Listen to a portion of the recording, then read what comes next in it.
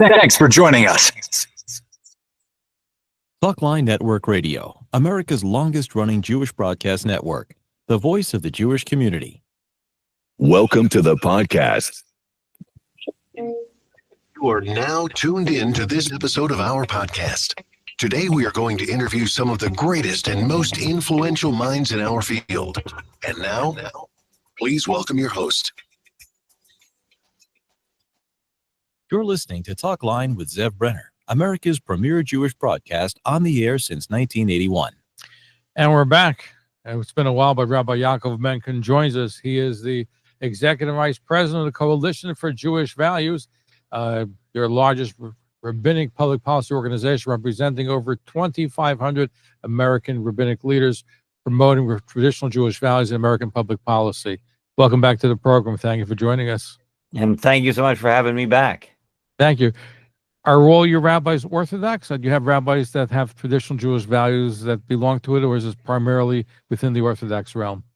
We are limited to Orthodox rabbis. Most Orthodox rabbis would not join a rabbinic circle that comprised people who were of the other denominations that don't follow traditional Jewish law.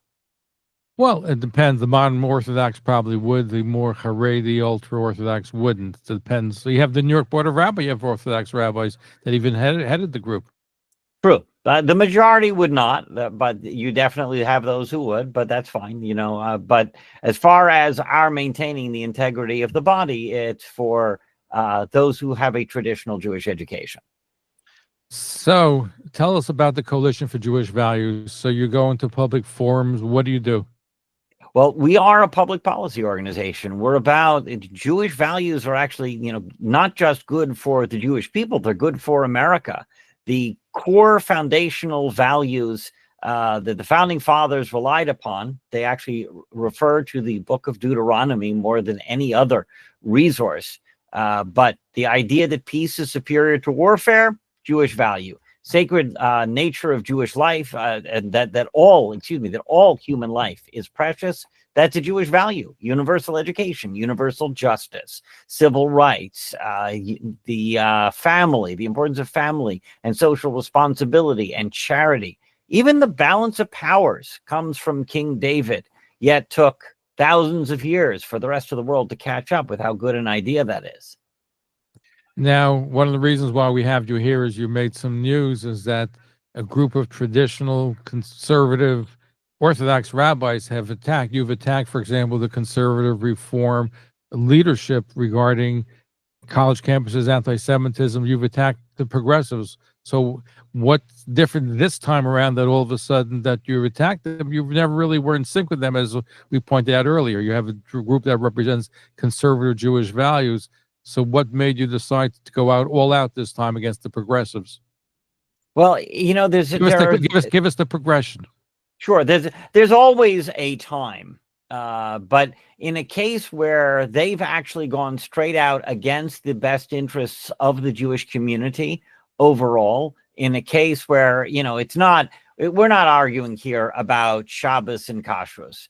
We're talking about Jewish safety on campus. These are, in fact, of course, more their constituents than ours. Most traditional Haredi rabbis do not send their kids to live on a college campus and have. But is your organization only Haredi, or is it modern Orthodox? No, like I said, most. Mm-hmm. We're talking about the majority of who our rabbis are. Yes, obviously.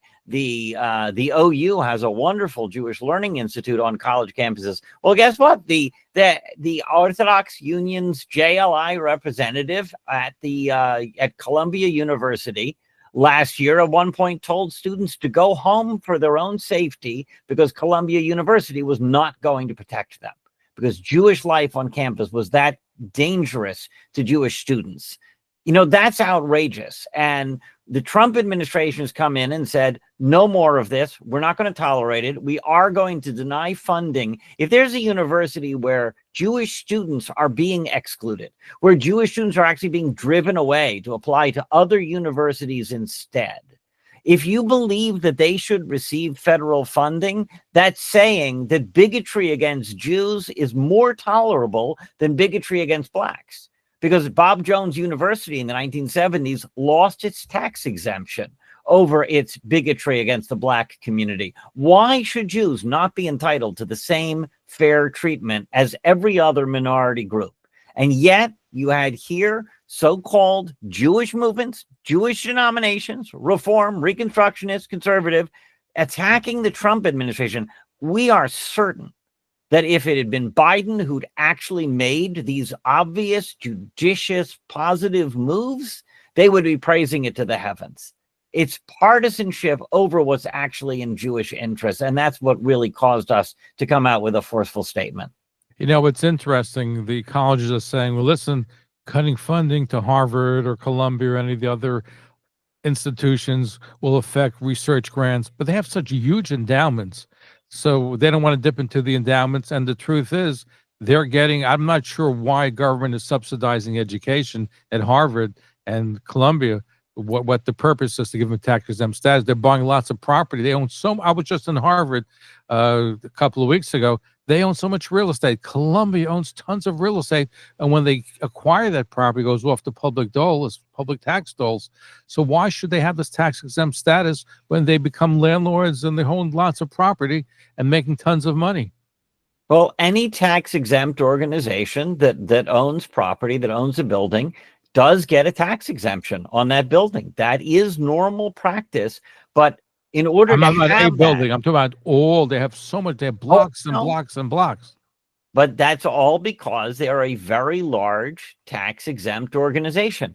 However, Trump has pointed out that a university that is not living up to its purpose and is not observing Title VI, maintaining non-discrimination against any minority group, is not entitled to that tax deduction. So yes, indeed, he's going after that tax deduction.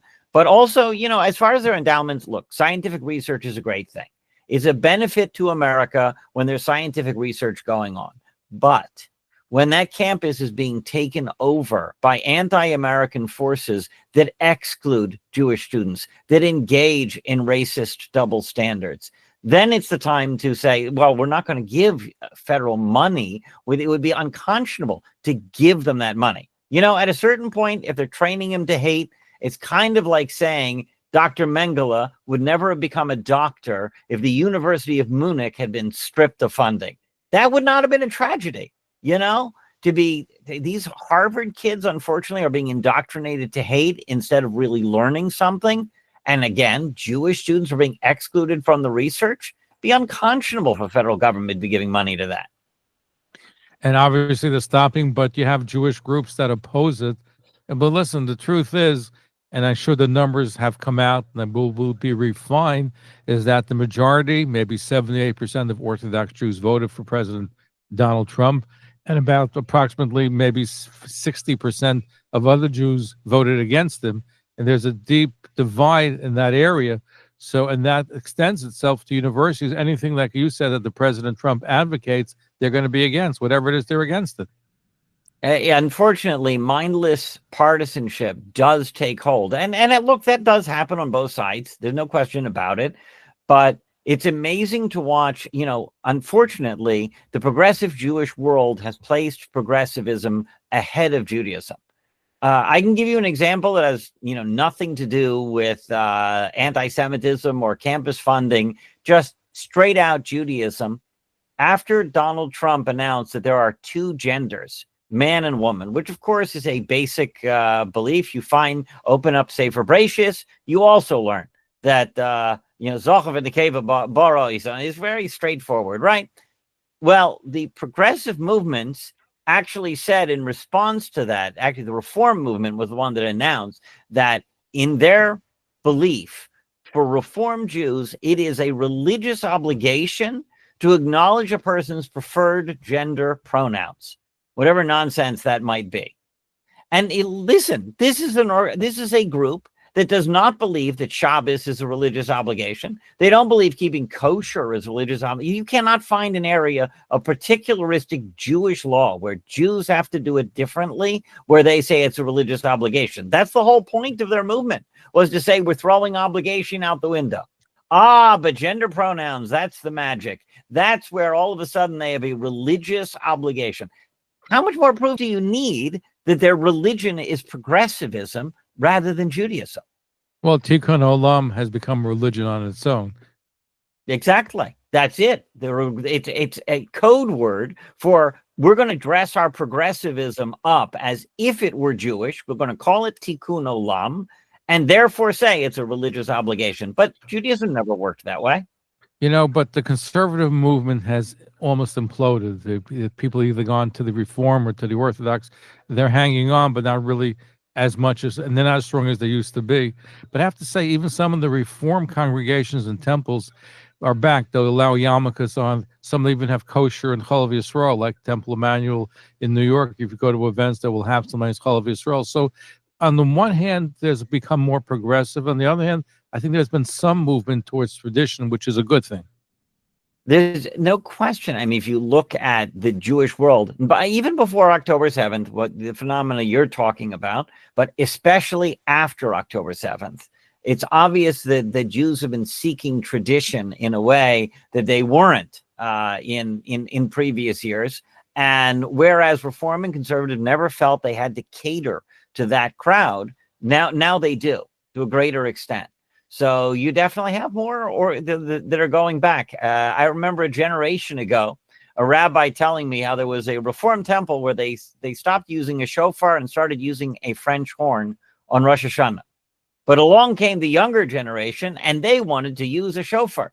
And the old timers in the temple were saying, those younger folks have no respect for our traditions. Rabbi Yaakov Menken is our guest. He is the Executive Vice President of Coalition for Jewish Values, and they represent 2,500 Orthodox rabbis across the United States. I know that you're happy with the new administration in Washington. Are you working with the DOJ or other divisions of the new administration? There's obviously a lot of efforts going on, and they're very anxious to work together with the Jewish community. The Department of Justice in particular, they held a meeting last week. Actually, it's Ed Martin, the nominee to be the DA of the DC Circuit, who convened the meeting, but it was chaired by Todd Blanche, who's the undersecretary of, for the Department of the Deputy District Attorney for Attorney General for the United States. So, and they were meeting with a series of Jewish groups. We were there. Chabad, Orthodox Union, the Conference of Presidents, there's a fellow there who's a volunteer with the Aguda and several other organizations, and Republican Jewish Coalition. I think I just covered Combating Anti-Semitism Movement was also represented in the room. And we were there to discuss anti-Semitism. And so, like I said, top all-star cast from the Department of Justice, including, of course, Harmeet Dillon, the head of the Office of Civil Rights, and Leo Terrell. These are people who are really committed. Leo Terrell actually, it's what's outrageous is listening to people on the left claiming this is about politics, that they want to take control of the universities, this, that, or the other. Leo Terrell is a graduate of UCLA, and he was just outraged at the idea that Jewish students at UCLA were denied access to their own classes, to not be able to get to class. How can that be happening at an American university in 2025? That's where he's coming from. The politics have nothing to do with it. Controlling the university has nothing to do with it. It's a matter of basic civil rights for everybody. No, and the Jewish civil rights. Listen, you have all these cases where you have, for example, you have a concert in New York City, which was canceled by an anti-Semite who sings glory about the Intifada. You've had also college campuses where you have these anti-Semitic speakers where in the name of free speech, they're allowed. If it would be an anti-Black speaker, they would certainly not even get there in the first place. And we have to make a big stink. And then, of course, it gets rescinded. But it's just a double standard that exists out there. A lot of it is the subtlety of anti-Semitism. I heard someone say today, we know it when we see it. And I was thinking, that's actually a great mistake, because the people, even who are our allies, do not understand that if you look back in Torah, the fundamentals of anti-Semitism begin with this idea that the Jews are thieves. Like Laban accused Yaakov of being the thief, when of course it was Lavan who was the thief. This is going back in Sefer Bereshis, the book of Genesis. And so this belief that the Jews are stealing because the Jews feel themselves to be superior, those are fundamentals for thousands of years. That's the entire Palestine story. You take a European colonialist moniker for the Holy Land of the Jews.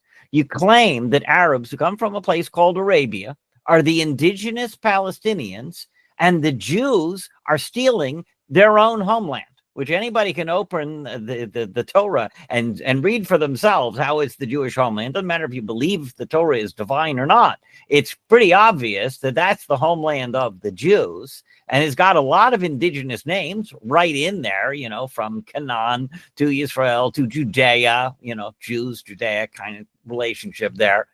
There's this idea that it's Palestine and the Jews are stealing Palestinian land is straight out of the annals of anti-Semitism, and people don't recognize it. Well, they don't know history. They don't even know what the history is. There's an old joke, Robert Menken, when Ariel Sharon was going to have a conversation with Yasser Arafat.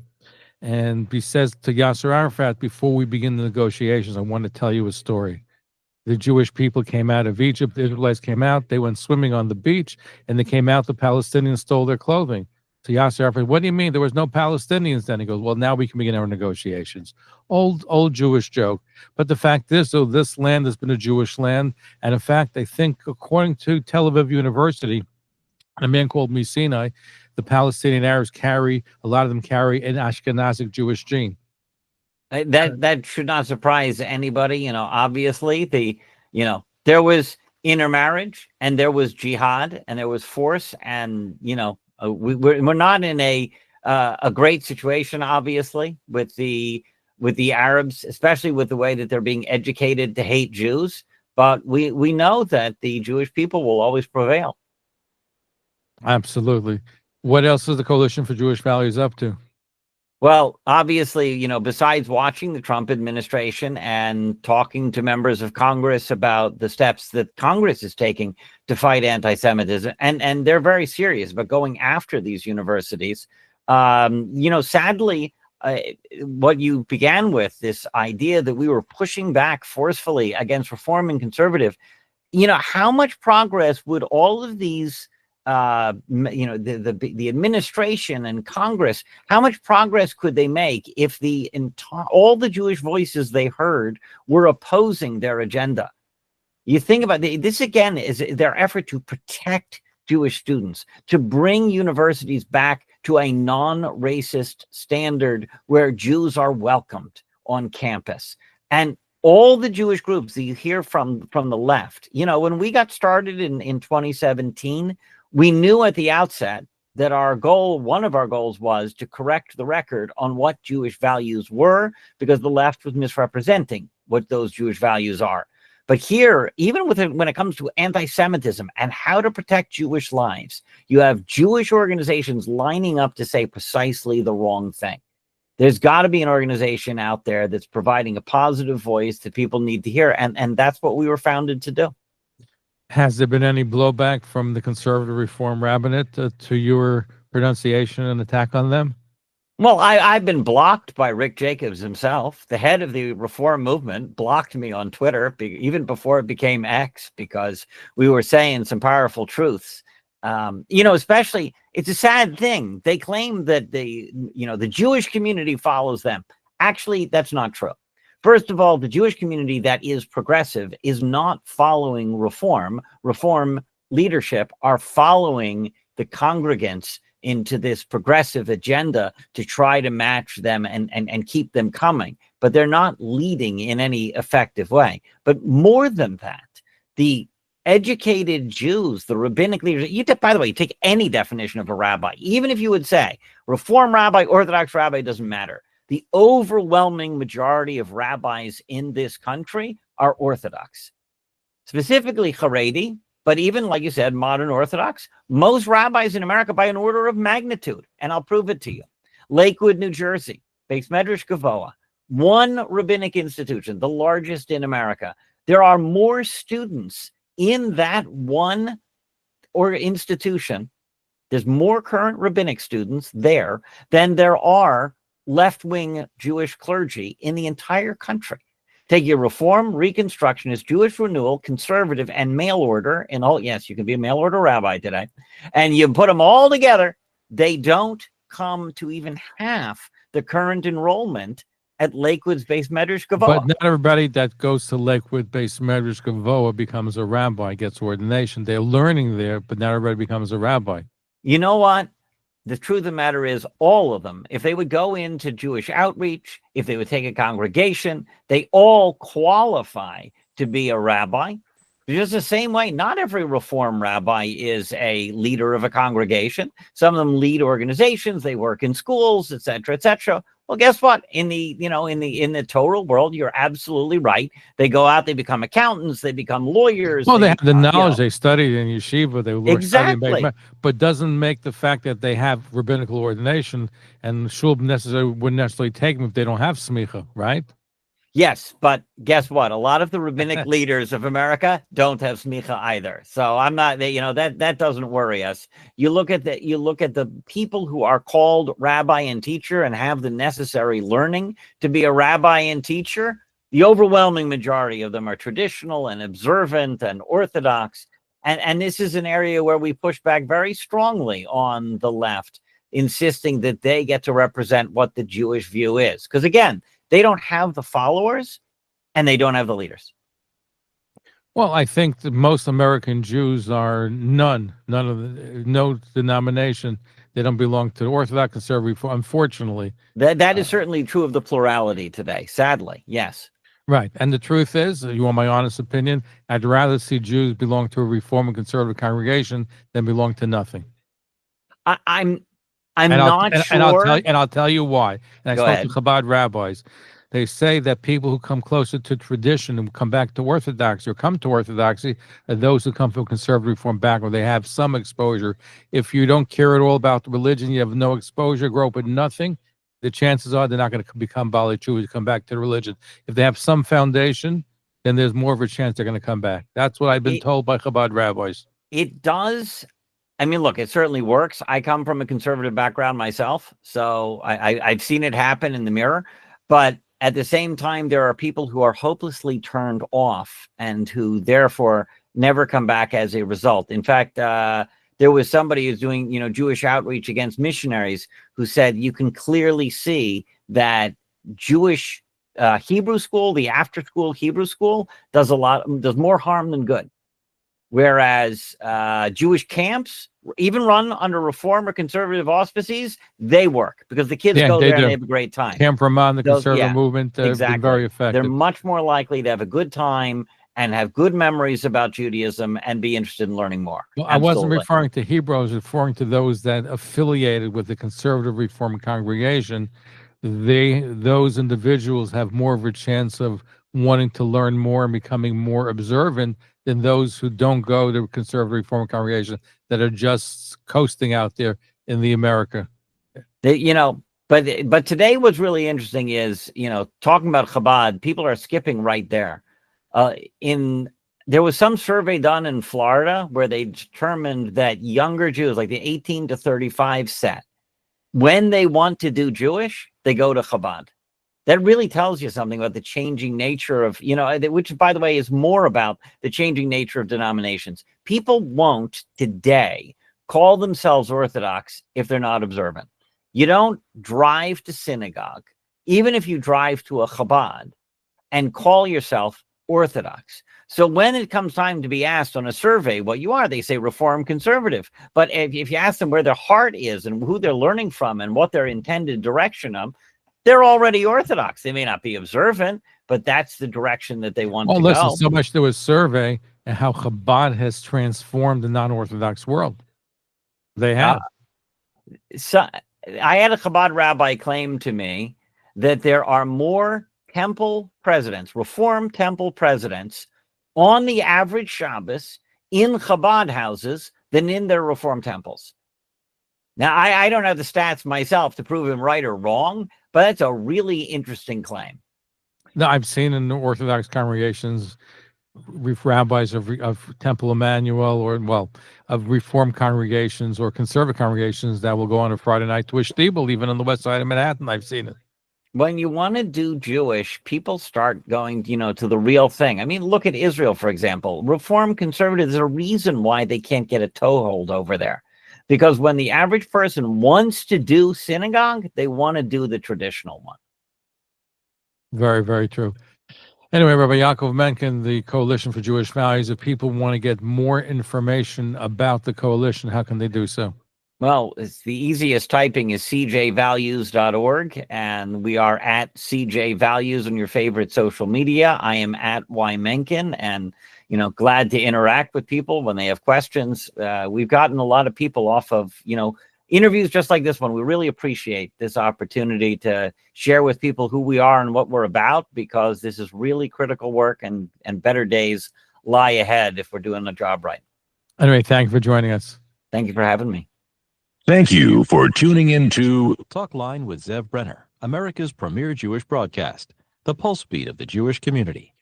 For continuous Jewish programs, TalklineNetwork.com, or our 24-hour-a-day listen line at 641-741-0389. For past shows, you can find us on iTunes, Spotify, Amazon, YouTube, Instagram, and all major podcast platforms, or jewishpodcast.org. Thanks for listening to the TalklineNetwork.com. Follow us on Facebook, Twitter, and Instagram. Hold on, Menachem.